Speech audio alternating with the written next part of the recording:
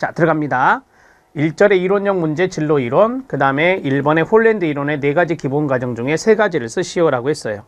자, 4가지 기본 가정이라 그랬으니까 저는 4가지를 넣어 드렸습니다. 자, 1번, 2번, 3번, 그 다음에 4번. 이 4가지 기본 가정인데, 거기에, 여기 지금 밑줄이 없죠. 밑줄이 없지만, 책에는 밑줄이 있나요? 예, 밑줄이 있죠. 그 밑줄 부분들이 제가 조금 중요하게 생각하는 부분이에요. 그래서 밑줄이 있는 것들은 될 수 있으면 작성을 하세요. 자, 그렇다면 1번, 2번, 3번, 4번 중에 밑줄이 있는 것이 1번, 2번, 3번이잖아요. 그러면 3가지를 쓰시오 하면은 1번, 2번, 3번 정도는 쓰셔라. 이런 것들을 말씀드리고 싶은 거예요. 아, 여러분들이 혹시 4가지 중에 3가지 쓰라고 했는데 4가지 쓰실래요? 그러면은 무조건 점수 안 줘요. 하나 더 썼다고 해서 점수 주는 거 아닙니다. 여기서 원하는 대로 5가지면 5가지 써야 되고 3가지면 3가지를 써야 된다는 거, 그것도 말씀을 드립니다. 홀랜드 이론의 기본 가정이 4가지가 있는데 3가지를 설명하시오 라고 했습니다. 우리가 홀랜드 이론 하면은 육각형 모형이라고 하죠. 그 다음에 개인, 환경, 적합성 모형이라 합니다. 그 다음에 홀랜드의 인성 이론이라고 하죠. 여러 가지의 이야기가 있어요. 자, 이 육각형을 조금 더 여러분들이 아실 필요가 있는데, 여기에 보시면 6가지의 성격 유형이 나오죠. 이 성격을 영어로 퍼스널리티, 인성이라고 하는 겁니다. 그래서 인성 이론이라고 말을 쓰기도 하고요. 육각형의 현, 탐, 애, 사, 진, 관, 이런 식으로 외우시면 도움이 되실 겁니다. 현실형, 탐구형, 예술형, 사회형, 진취형, 관습형입니다. 자, 현실형, 영어도 쓸까요? 리아섹크입니다. 자, 현실형, 리얼리스틱, 그 다음에 탐구형, 인버스커티브, 여기가 붙어야 돼요. invest, 그 다음에 예술형, 아티스틱, 그 다음에 사회형, 소셜, 진취형, 엔터프라이징, 그 다음에 관습형, 컨벤셔널. 그래서 리아세크, 이니셜만 딴 겁니다. 6가지 성격 유형은 이렇게 설명될 수 있다. 이거 쓰실 수 있겠죠? 영어 안 써도 됩니다. 영어까지 쓰실 필요 없고. 자, 현탐의 사진관을 외우시고, 여기 보지 마시고 말씀하세요. 시작. 현실형, 탐구형, 예술형, 사회형, 진취형, 관습형으로 6가지 성격 유형을 설명할 수 있다. 이 정도는 쓸 수 있겠죠. 자, 그 다음에 이제 작업 환경이 나옵니다. 여기 나오네요. 작업 환경, 환경 여기 있습니다. 작업 환경은 시작. 현실형, 탐구형, 예술형, 사회형, 진취형, 관습형으로 분류되는 6가지 유형 중에 하나로 분류될 수 있다라고 했습니다. 개인의 성격도 이거, 그 다음에 작업 환경도 이것으로 분류될 수 있다라고 하는 거죠. 그래서 이 녀석과 이 녀석이 어떻게 돼요? 네, 잘 맞아떨어지면 우리가 이것을 무엇이라 하죠? 그게 바로 일치성이라 한다. 네, 뒤에 나올 겁니다. 3번째, 사람들은 자신에 맞는 직업환경, 작업환경을 찾는다라고 했습니다. 자, 나 사회형이야. 그러면 사회형 직업을 찾는다는 거죠. 나 진취형이야. 그러면 진취형의 작업을 찾는다는 겁니다. 이해되십니까? 자, 여기서 끝내시지 말라는 거예요. 너무 짧다 그랬을 때는 이걸 좀 써주는 게 좋다라고 하는 겁니다. 자, 즉 사람들은 자신의 기술과 능력을 발휘하고 태도와 가치를 표현하며 자신에게 맞는 역할을 수행할 수 있는 직업환경, 작업환경을 찾는다는 겁니다. 그러니까 요 녀석을 설명해 준 게 그 다음이죠. 부연이라고 보면 돼요. 아울러 환경도 사회적 상호작용과 구인 선발 과정 등을 통해 환경에 맞는 사람을 찾는다라고 했어요. 자, 그러면 이게 하나, 이게 둘이죠. 사람들은 자신에 맞는 직업환경, 작업환경을 찾고 환경도 구인을 할 때 이 환경에 맞는 사람을 찾는다는 겁니다. 이해되시죠? 그래서 제가 이것을 둘로 이렇게 연결해 놓은 거예요. 이렇게 해서 정리하시면 돼요. 하실 수 있죠? 이 3가지 정도는 충분히 쓰실 수 있어요. 이게 따로따로 아니죠. 개인, 환경, 연결 이렇게 정리하시면 되는 거니까 1번, 2번, 3번에 별표 쳐놓으시고요. 자, 이제 4번 들어갈게요. 4번 개인의 성격과 환경이 서로 상호작용하여 행동으로 나타난다. 개인의 성격 유형과 잘 맞는 환경이 무엇인지 안다면 진로 선택, 근속기간, 직업 전환, 성취, 직무 만족 등과 같은 중요한 결과를 예측할 수 있을 것이다. 4번 지문 같은 경우는 자 봐요. 이 두 가지가 서로 상호작용을 해서 이게 바로 행동으로 나타난다 라고 하는 것이 첫 번째 문장. 그 다음에 두 번째 문장은 성격 유형과 잘 맞는 환경이 무엇인지를 개인이 알았어요. 알면 그걸 선택하겠죠. 진로 선택하고 그 다음에 근속기간 길겠죠. 그 다음에 직업 전환이 이루어지겠죠. 아, 이전에 내 직업은 내 성격이 안 맞았어. 그러면 직업 전환 하겠죠. 잘 맞는 것에. 그 다음에 성취감 있겠죠. 4. 그 다음에 만족감 높으겠죠. 이와 같은 중요한 결과를 우리가 충분히 예상할 수 있을 겁니다. 되셨습니까? 홀랜드는 개인 환경 적합성 모형을 생각해 주세요. 그걸 생각해 주고 현탐의 사진관 리아세크를 생각해 주면 이것을 충분히 쓸 수 있습니다. 자, 하실 수 있습니다. 1번 정리했고 2번 들어갑니다. 자, 2번은 홀랜드의 문제입니다. 자, 1번, 2번이 홀랜드고 3번은 누구죠? 갓프레드슨입니다. 홀랜드의 문제는 그리 많이 출제되지는 않더라고요. 자, 두 번째 홀랜드 이론은 5가지 주요 개념이 있습니다. 5가지 주요 개념 중에 4가지를 설명하고 활용 방안에 대해서 기술하라 라고 했습니다. 자, 주요 개념의 4가지. 1. 차, 정치계. 저는 이렇게 외워요.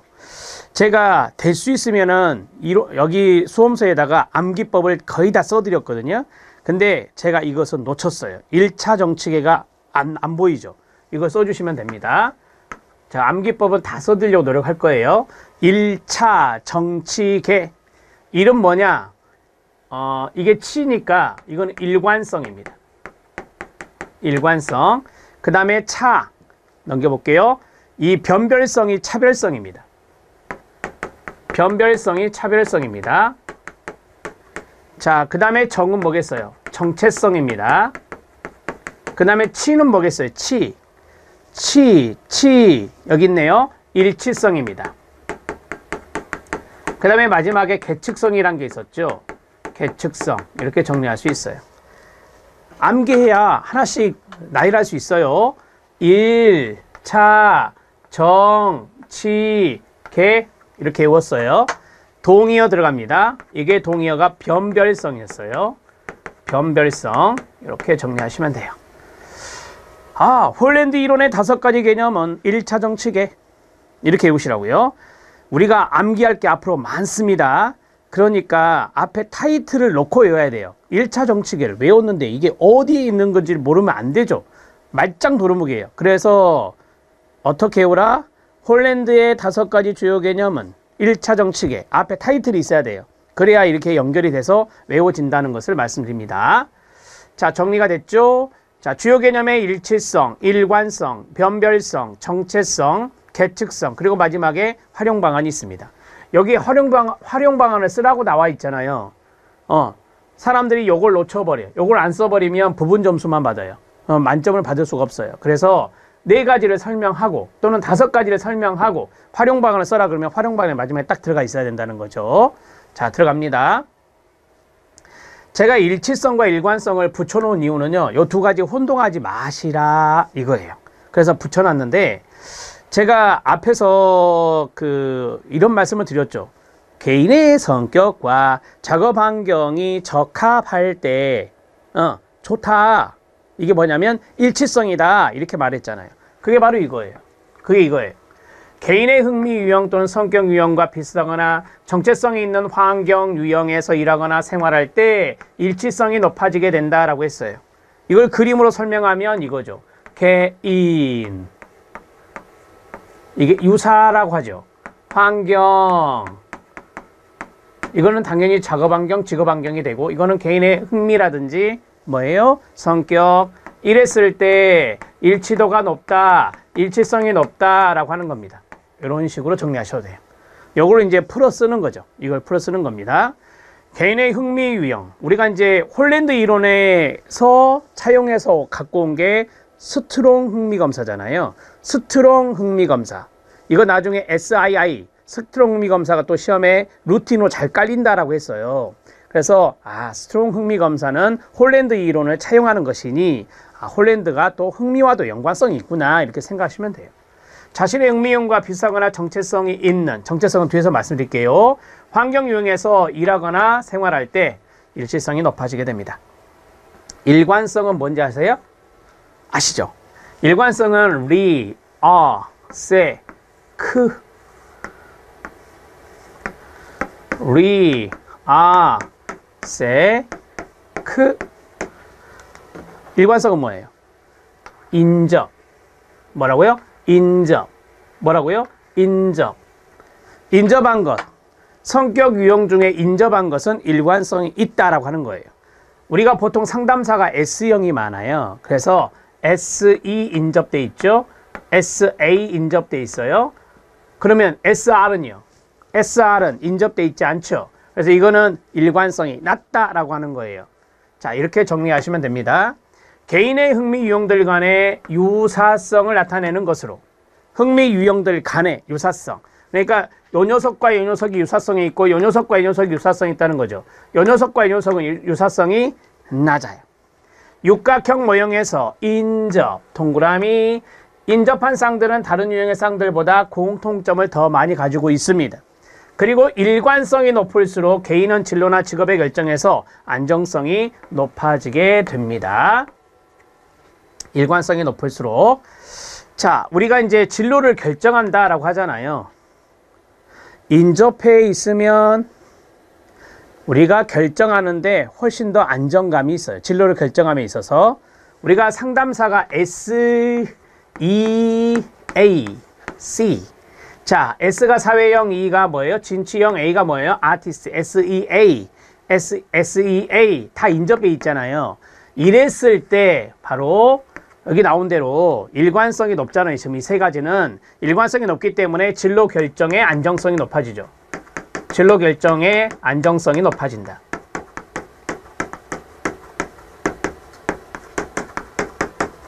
만약에 반대로 해볼까요?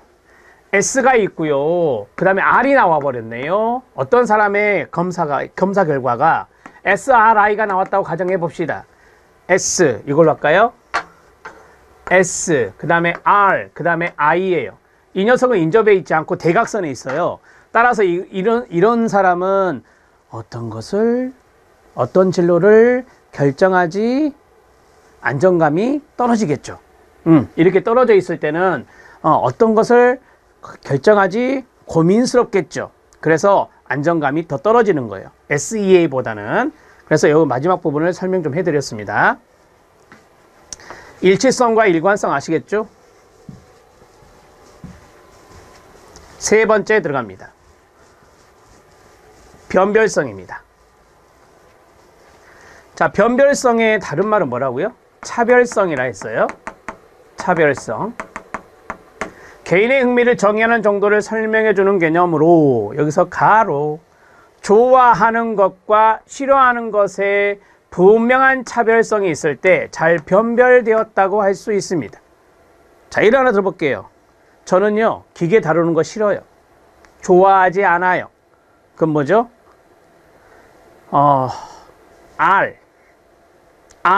현실형이 엔지니어들이에요. 그래서 현실형하고는 안 맞구나 이거죠. 나는 다른 사람하고 이야기하는 거, 봉사하는 거, 이타심 이런 게 높아요. 그럼 이건 사회형이라는 거죠. 그래서 S하고 대비되는 것이 뭐냐면 R이라고 말씀드렸잖아요. 그래서 좋아하는 것이 이거라면 싫어하는 것은 R이다라고 하는 거예요. 이랬을 때 분명한 차별성이 있을 때 잘 변별되었다라고 말할 수 있어요. 자, 어떤 내담자가 있어요. 내담자하고 상담해 봤어요. 홀랜드 검사도 해봤어요. 그런데 이분이 바로 저와 똑같은 말을 하는 거예요. 아까 같이. 아, 저는 뭐 기계 다루고 하는 거 별로 좋아하지 않아요. 그러니까 R이 낮게 나오더라고요. 근데 이 사람은 아까 말한 대로 봉사하고 헌신하고 상담해주고 도와주는 거 이런 것들 잘한다, 좋아한다 라고 하는 거예요. 이런 것들이 또 S가 높아요. S가 높고 R이 낮으면 이것은 차별성이 생긴 거죠. 정확하게 본 거예요. 그래서 분명한 차별성이 있을 때 변별된다라고 하는 겁니다. 개인의 흥미를 정의하는 것이죠. 당신의 흥미 이거네요 라고. 이것은 선호하지 않고 이것을 선호하시는군요. 이렇게 이야기할 수 있는 겁니다. 자, 정체성 들어가도록 하겠습니다. 정체성 앞에서 말씀드렸는데 우리가 이제 정체성은 앞에 개인과 환경이 있다라고 말씀을 드렸잖아요. 그래서 개인과 환경 두 가지를 설명할 때 사용할 수 있는 것입니다. 그러면 개인에 대한 정체성도 있을 것이고 환경에 대한 정체성도 있겠죠. 오케이. 자, 개인의 세모치고요. 개인은 자아 정체감이라든지 목표라든지 흥미라든지 재능에 대해 얼마나 명확하고 안정되어 있는가를 나타내는 것이 바로 개인에 대한 정체성이라 한다. 우리가 보통 정체감 하면 자아 정체감을 말하죠. 예를 들어서 나라는 존재는 과연 누군가, 이런 것들을 우리가 확실한 답변, 대답을 할 수 있는 것이 자아 정체감이 형성됐다라고 하는 거예요. 자기의 목표 의식은 어떤지, 여기에 나온 대로 자기의 흥미나 재능은 어떤지, 거기에 대해서 명확하고 안정되게 형성이 되어 있다면 이 개인에 대한 정체성은 잡혀 있다, 형성되어 있다라고 보시면 되고요. 두 번째가 환경이죠. 우리가 보통 환경은 직업 환경이거든요. 그래서 직업적인 환경이어서 조직이라는 말이 나오는 거예요. 조직. 이 조직의 투명성이나 안정성이나 목표나 일과 보상의 통합, 이런 것으로 규정되는 것이 바로 환경이다, 이렇게 말하는 거예요. 이 모든 걸 다 쓰실 필요는 없을 것 같고요.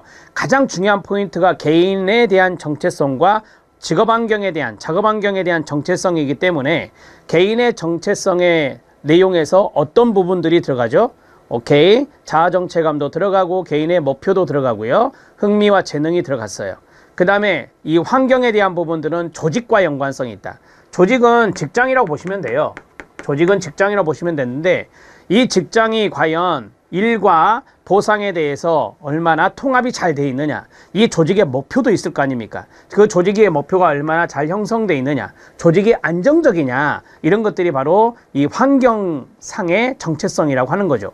그래서 개인과 환경 두 가지로 정체성을 설명해 볼 수 있다, 이렇게 말씀을 드린 겁니다.